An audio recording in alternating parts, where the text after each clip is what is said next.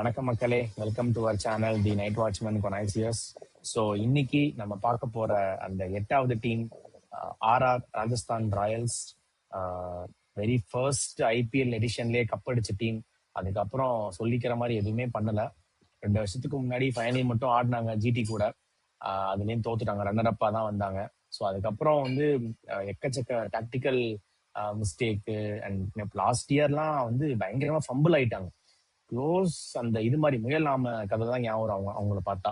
ஆமாம், சாரி, முயல் மாதிரி வேகமா ஓடிடுறது ரேஸ்ல.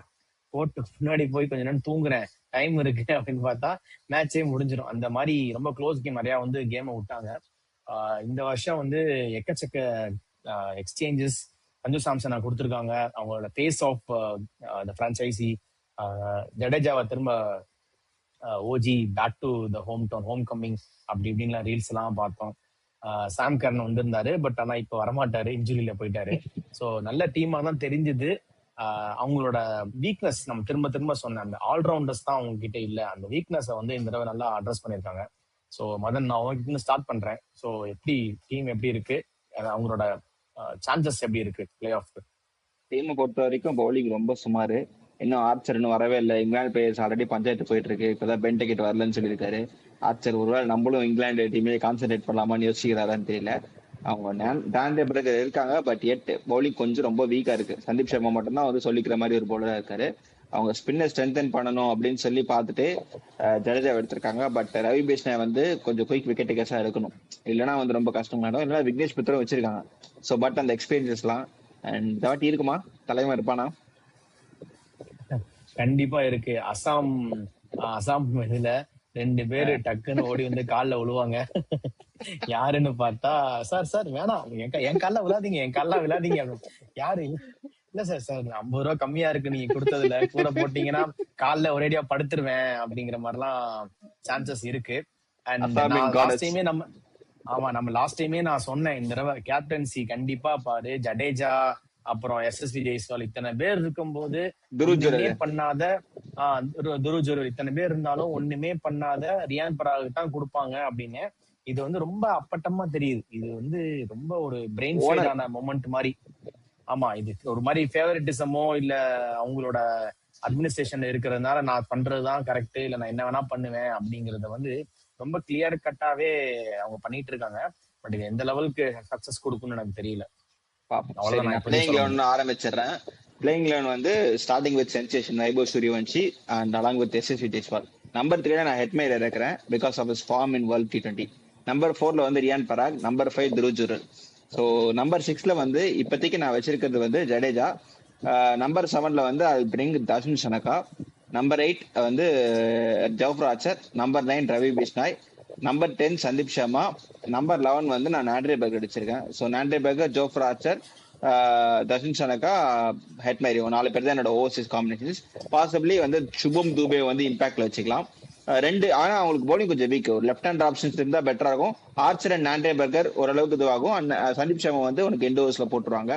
ஸோ இந்த காம்பினேஷன்ஸ் அவங்களுக்கு ஒர்க் ஆகுமோ தோணுது. ஏன்னா அவங்க 2 ஆப்ஷன்ஸ், ஸ்பின் ஆப்ஷன்ஸ் இருக்கு, அதுக்கப்புறம் 2 பேஸ் ஆப்ஷன்ஸும் இருக்கு. அண்ட் தேவைப்பட்ட தர்ஷன் ஷனகாவும் போட முடியும். சாம் கரனை அவங்க மிஸ் பண்ணுவாங்க. ஏன்னா சாம் கரனை ஒரு டாக்டிக்கலா தான் எடுத்தாங்க, எங்க வேணா ஃப்ளோட்டிங் ஆடிக்கலாம், ஏர்லி விக்கெட் விழுந்தா கூட உள்ள போலான்னு. பட் தர்ஷன் ஷனகாவால அந்த ரோல் பண்ண முடியுமானது பெரிய கொஸ்டின் மார்க். துருவ் ஜுரல் மேல பெரிய டிபெண்டன்சிஸ் இருக்கு மிடில் ஆர்டர்ல. பாப்போம். ஓகே, சோ நீ வந்து தர்ஷன் ஷனகான்னு சொல்ற, நான் வந்து டோனவன் ஃபெராரோ மறந்துட்டு சொல்றியா இல்ல வெளியே? இல்ல, டோனவன் ஃபெராரோ நான் வச்சிருக்கேன். பட் டோனவன் ஃபெராரோ மைண்ட்ல இருக்காரு. பட் முதல்ல அவங்க ட்ரை பண்ணுவாங்களான்னு எனக்கு கொஸ்டின் மார்க் தான்.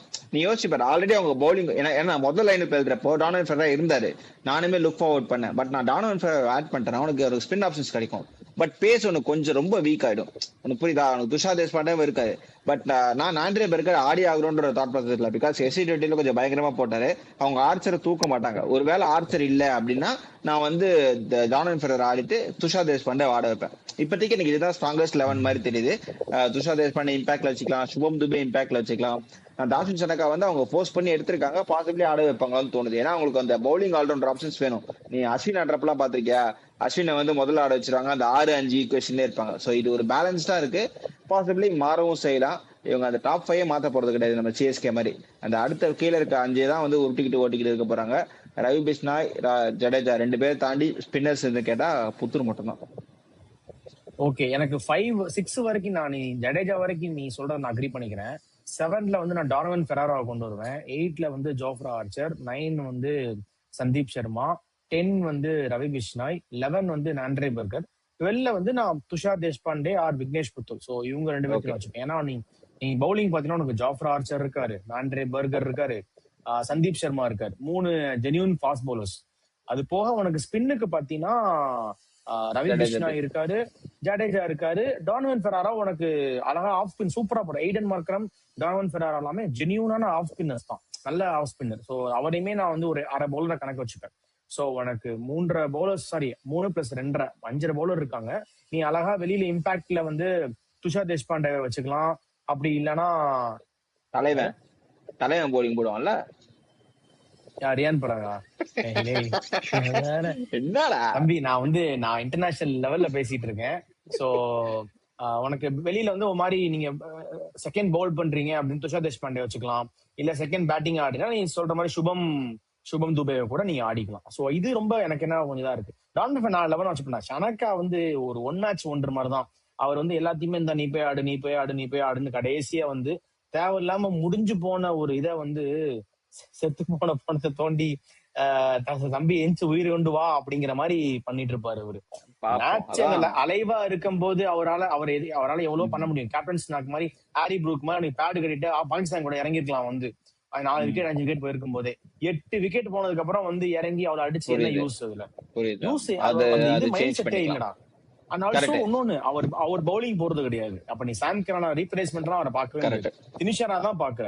சோ அது வந்து செட் ஆரம்ப எனக்கு தெரியல. சோ என்னோட 11 இதுவா இல்ல அக்ரீட். நானும் தர்ஷன் ஷனக்கா ஒரு எக்ஸ்பேக்டர் மாதிரி, ஐ மீன் எக்ஸ்பேக்டர் மீன்ஸ் லைக் ஓரளவுக்கு அந்த ஃப்ளோட்டர் மாதிரி யூஸ் பண்ண நினைச்சேன். பட் நீ சொல்ற பார்த்தா டானல் ஃபெடரர் அன்டெஸ்டட் தான். பட் ட்ரேட் பண்ணி எடுத்திருக்கிறதுனால அக்ரி பண்ணிக்கிறேன் நானுமே. இல்லடா, டெல்லியில சான்ஸ் கிடைக்கல, சான்ஸ் வந்துருச்சு. அதனால டெல்லியுமே விட்டாங்க. நான் சப்ஸா ஆட போனேன், கண்டிப்பா உன்னை ஆட முடியாது, அதனால நீ போயிட்டு போறனா போ அப்படின்னு. நம்பர் 7 டானல் ஃபெரரா கண்டிப்பா இருக்கும். ஏன்னா அவங்க கண்டிப்பா ஆடுவாங்க. அக்ரி, நீ சொல்ற காம்பினேஷன் ஒர்க் ஆகும். ஏன்னா ஹிட்டர் உனக்கு அடிப்பான் கன்சிஸ்டன்ட் 50-100 அடிக்க மாட்டான். ஆனா ஒரு 7 பால் 35, 6 பால் 28 அந்த கடைசி பினிஷ் பண்ணி கொடுக்கணும். பவரா பினிஷ் பண்ணி கொடுக்கணும். 180 தவழ்ந்துட்டு இருக்கிறத 220 போய் முடிச்சு கொடுக்கணும். அப்படிப்பட்ட ஒரு ஆள் வந்து ஃபெரேரா. நம்ம கூட T20 சூப்பரா அடிச்சான் ஒரு.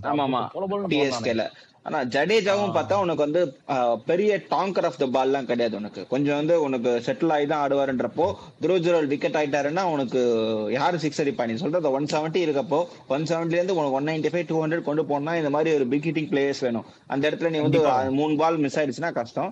மறுபடியும் சாதகா வந்து ஆல்ரெடி படுத்ததை மறுபடியும் படுத்து உருட்டி விட்டுருவாரு. டானல் ஃபெரரா might be the X factor for them. Like actually இது வரைக்கும் இந்தியன் கண்டிஷன்ஸ்ல ஒர்க் ஆகல. பாசிபிளி இந்த இயரா கூட இருக்கலாம். இந்தியாவுக்கு எதிராவே ஒரு T20 பெருசா நடந்துச்சு பாத்தியா?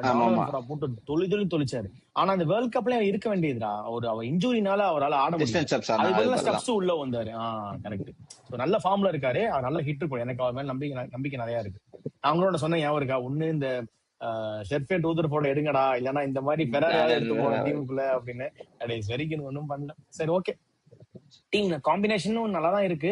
But again predictable lines. அதே தான் லைன் அப்பா திரும்ப சந்தீப் சர்மா, ஜோஃப்ரா ஆர்ச்சர், துஷார் தேஷ்பாண்டே. ஏன்னா அவங்க நல்லா போட்டாங்க. பட் எந்த லெவலுக்கு நல்லா போடுவாங்கன்னு தெரியல. And also Jofra Archer England பிளேயர்ஸை வந்து எனக்கு கேட்டா இனிமே எடுக்கவே கூடாது. அவங்களுக்கு இதுதான் கடைசி. இனிமே வந்து என்ஓசி எல்லாமே அந்த போர்டு கிட்ட எல்லாம் இது வந்து நான் ஒரு பாயிண்டாவே நான் இங்க வைக்கிறேன். ஒரு IPL ஆரம்பிக்கிறதுக்கு முன்னாடி இல்ல ஆப்ஷனுக்கு முன்னாடியே அந்த BCCI வந்து எல்லா போர்ட்ஸ் கிட்டையும் பேசணும். ஃபர்ஸ்ட் மெயினான போர்ட்ஸ் தான், எல்லா போர்ட்ஸும் தான் தேவையில்ல. Sri Lanka, Australia, England, south Africa, 4 தான் மெயின். வெஸ்ட் இண்டீஸ்காரன் கண்டிப்பா வந்துருவானுங்க. ஏன்னா நீ யாரா போர்ட்ஸ் நீ யாரா சொல்றது, நான் சொல்றதான்டா நீ கேட்கணும் அப்படிங்கிற மாதிரி அவனுங்க சண்டையை போட்டு வந்துருவானுங்க. இந்த 4 போர்டு கிட்ட வந்து முதல்ல பேசியிருந்தோம், இந்த மாதிரி நாங்க இந்த மாதிரி கண்டக்ட் பண்ண போறோம். பிளேயர்ஸ் வந்து NOC கொடுக்குற மாதிரி, இன்ஜூரி ஆனா பரவாயில்ல, NOC தர்ற மாதிரியான பிளேயர்ஸ் மட்டும் அவைலபிலிட்டி தான் எங்களுக்கு கொடுக்கணும் அப்படிங்கிற மாதிரி கான்ட்ராக்ட் இதெல்லாம் போட்டுட்டு வந்தா நல்லா இருக்கும். அதை விட்டுட்டு இப்ப பாரு எத்தனை ஒரு டீம்லயுமே 2-3 பேர் வந்து இந்த மாதிரி அஃபெக்ட் ஆகிற மாதிரி எனக்கு ஃபீல் ஆகும். அவங்க வந்து எவ்வளவு டியூன் பண்ணாலும் ஃபைன் டியூன் பண்ணாலும் இப்ப இந்த மாதிரி பேன் பண்ணிடுவோம், மேஜர் ஆக்ஷன் ரெஜிஸ்டர் பண்ணோம், எல்லாமே பண்ணியும் கூட இன்ஜுரிக்கு ஒன்றும் பண்ண முடியாது. நம்ம வந்து ஆஃபீஸர் சிக் லீவ் போடுற மாதிரி தான். அது வந்து ஒன்றும் பண்ண முடியாது. ஆனா இந்த இடத்த பாக்குறப்போ இந்த பர்சனல் கமிட்மெண்ட்ஸ்ல வரல, நேஷனல் கமிட்மெண்ட்ஸ்ல வரலன்னா அவங்களுக்கு என்னன்னா பெண்டேகேட் போட்டிருக்கான், சரி நமக்கு 8 கோடி வரும் 10 கோடி வரும் வச்சிருக்காங்க, என்னடா நம்ம பேஸ்ல எடுத்துட்டாங்க, அது நம்ம இங்கேயே ஆடிட்டு போயிடலாமே அப்படின்ற தாட் ப்ராசஸ் தான் வரலையே தவிர மத்தபடி பர்சனல் கமிட்மெண்ட்ஸ்ல ஒண்ணும் கிடையாது. நீ இது 8 கோடி 9 கோடி கொடுத்து பாரு, உடனே அடிச்சு ஓடி வருவானுங்க. அவன் இல்லன்றதுனால நம்ம இல்ல நம்ம கான்சென்ட்ரேட் பண்ணிக்கலாம் தான் போயிருக்கான். ஆஹ் டெஃபினட்டா தெரியுது. அத நம்ம வந்து இன்னும் ஸ்ட்ரெஸ் பண்ணணும். இல்லடா அது இல்லாம ஸ்டார்க்குக்கெல்லாம் என்ஓசி இன்னும் கிடைக்கலங்கிற மாதிரி சொல்றாங்க. ஏன்னா அவங்க ஹோல்ட் பண்றாங்க ஒரு மாதிரி இன்ஜுரி ஃபிட்னஸ் ஆயிரும் அது ஃபியூச்சர்ல ஒத்துக்கலாம்டா, பாக்கணும் அப்படின்லாம் ஹோல்ட் பிரச்சனை இல்ல. பண்றாங்க. அந்த ரீஹேப் ஆஹ் ஒத்துக்கலாம். இப்ப அத நம்ம வந்து ஒரு உம்ரான்ல கிளியர் கட் அப்படிதானே ஐடியா பண்ணுவோம். கொடுத்தா இல்ல கிளியர் கட் ஐடியா இருந்துச்சுன்னா நம்ம வந்து பிளான் பண்ணலாம்ல அதுக்கு ஏத்தாப்ல. பிரான்சைசியுமே இப்போ ரொம்ப டிபெண்ட், நம்மலாம் எல்லிஸ் ரொம்ப டிபெண்ட் பண்ணி இருந்துட்டோம். இப்போ எல்லிஸ் இல்ல அப்படின்னா டக்குன்னு என்ன பண்றேனே தெரியல. அண்ட் அவைலபிள் பூல் ஆஃப் ரிசோர்ஸ்ல உள்ள பிளேயர்ஸுமே கம்மியா தான் இருக்காங்க. சோ அந்த மாதிரி இதெல்லாம் பண்ணக்கூடாது. அதனால வந்து ஹசரங்கா பென் டக்கெட் இவங்க எல்லாம் வேணும்னே அமௌண்ட் கம்மியா இருக்கு வரமாட்டேன் அப்படிங்கிற மாதிரி பண்றதா என்கிட்ட வேஸ்ட். சோ அவங்க எல்லாம் நீங்க பேனே பண்ணிடணும். அண்ட் இந்த இந்த சம்பந்தப்பட்ட போர்டு கிட்டயும் பேசிட்டு நீங்க மொத்தமா பேன் பண்ணிடணும். அதுதான் என்னோட இது. சரி ஓகே, ஆர்ஆர் எப்படி உள்ள போவாங்களா? அண்ட் ஸ்கோர் எவ்வளோ அவுட் ஆஃப் 100? கஷ்டம்டா. உனக்கு வந்து ஜெய்ஸ்வாலும் வைபவ் சூரியவன்சி அடிச்சா மட்டும் தான். மத்தபடி வந்து நீ பராகலாம் மிடில் ஆர்டர்ல ரொம்ப டிபெண்ட் பண்ணி ஆட முடியாது. தலைவர் வந்து அடிச்சா ஓகே, ஒரு சீசன் நல்லா இருந்துச்சு 2024ல. அதுக்கப்புறம் பெருசா ஒன் டே சீசன் தான் பாக்குறேன். அது இப்ப கேப்டன்சி வேற கொடுத்துருக்காங்க. சும்மாவே போனை தூக்கி போடுவாரு, ஆட்டிடியூட் காமிக்கிறேன், என்னமோ பண்ணுவாரு. இப்ப என்னெல்லாம் பண்ண போறாரோ அப்படின்னு தெரியல. நீ சொல்ற மாதிரி 2 3 பேர் வந்து ஓடலாம், என்ன வேணா நடக்கலாம். ஸோ அந்த கேப்டன்சி ப்ரெஷர் வந்து ரொம்ப டிஃபிகல்ட். மிடில் ஆர்டர் வந்து ஹெட்மயர் இங்க நல்லா பண்ணாரு, பட் அதே ஃபார்ம் வந்து ராஜஸ்தான் ராயல்ஸ்ல கிளிக் ஆகணும். இல்லைன்னா பேட்டிங் ரொம்ப வீக் ஆயிடும். பவுலிங் ஆல்ரெடி வீக்கு, பேட்டிங் இந்த சூரியவன்ஷி ஏதாவது எக்ஸ்ட்ரானரியா பண்ணா மட்டும் சான்சஸ் இருக்கு, இல்லைன்னா டஃப். ஓகே, நான் எனக்கு ஒரு ஆவரேஜா இருக்கு, ரொம்ப மேலையும் போக மாட்டாங்க, ஒரு 6-7 முடிப்பாங்க அப்படிங்கிற மாதிரி நான் கெஸ் பண்றேன். சரி ஓகே, வெயிட் பண்ணி பார்ப்போம் எப்படி ஃபினிஷ் பண்றாங்க. அண்ட் புது கேப்டன்சி வந்து அஃபிஷியலா கொடுத்துருக்காங்க, எப்படி போகுது என்னன்னு பொறுத்து இருந்து பார்ப்போம். ஸோ இந்த வீடியோ இப்போதைக்கு முடிச்சுக்கலாம். தேங்க்யூ.